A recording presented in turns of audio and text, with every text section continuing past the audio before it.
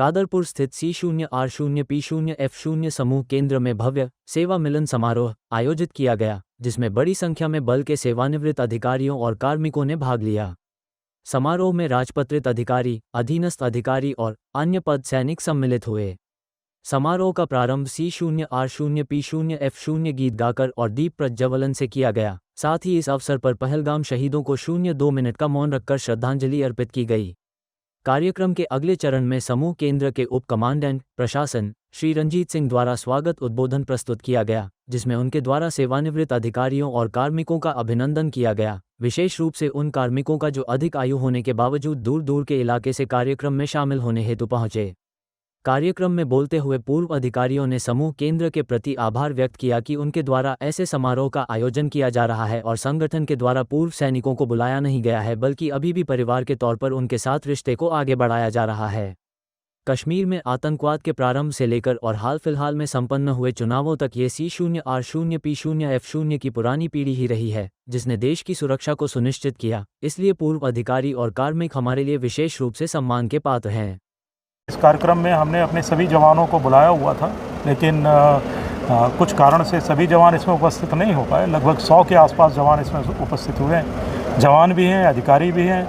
हमने इनके साथ मुलाकात की है। अब इनकी समस्याओं का समाधान करेंगे। सर, आप एक अधिकारी होने के नाते पूरे देश के जो रिटायर CRPF के सैनिक हैं, उनको क्या मैसेज देना चाहते हैं ताकि आगे ज़्यादा से ज़्यादा संख्या में आएँ और इसका फ़ायदा उठाएँ? उनके लिए तो ये संदेश है कि एक जवान जीवन भर के लिए जवान है, इसलिए वो सेवा में रहे चाहे ना रहे, उसे स्वयं स्वस्थ रहना है, अपने परिवार को स्वस्थ रखना है, अपने समाज को स्वस्थ रखना है और अपने देश को स्वस्थ रखना है। वो चाहे किसी भी सेवा में हो, चाहे वो CRPF का सेवानिवृत्त हो या किसी और अर्धसैनिक बल का या भारतीय सेना का, उसकी प्राथमिक जिम्मेदारी है स्वयं स्वस्थ रहना, अपने आसपास को स्वस्थ रखना और अपने समाज और राष्ट्र को स्वस्थ रखना। सर, CRPF की चारों आपने पीढ़ियों के बारे में, उनकी उपलब्धियों के बारे में बताया और बड़ी उपलब्धियां CRPF की हैं।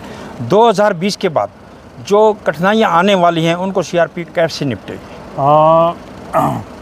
इस देश की आंतरिक सुरक्षा की चुनौतियों का मुकाबला करने के लिए CRPF अपने प्रशिक्षण में, अपने हथियार में वांछित सुधार लाएगी।